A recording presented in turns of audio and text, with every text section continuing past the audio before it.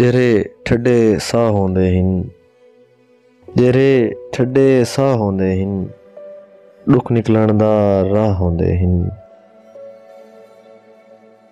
ਜਿਹੜੇ ਲੋਕ ਹਸਾਸ ਨਹੀਂ ਹੁੰਦੇ, ਪਤਾ ਨਹੀਂ ਉਹ ਕਿਆ ਹੁੰਦੇ ਹਨ।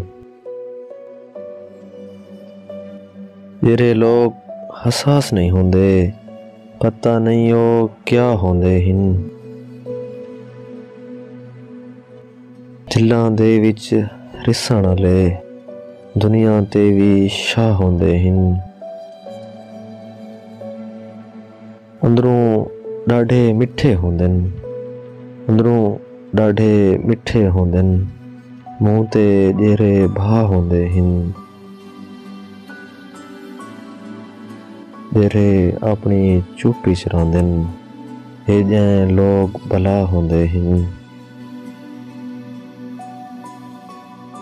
ਭਰੋਸੇ ਚੰਗੀ ਸ਼ੈ ਨਹੀਂ ਅਰਸਲ, ਯਾਰ ਤਾਂ ਪਿਆਰ ਦੀ ਛਾਂ ਹੁੰਦੇ ਹਨ, ਯਾਰ ਤਾਂ ਪਿਆਰ ਦੀ ਛਾਂ ਹੁੰਦੇ ਹਨ।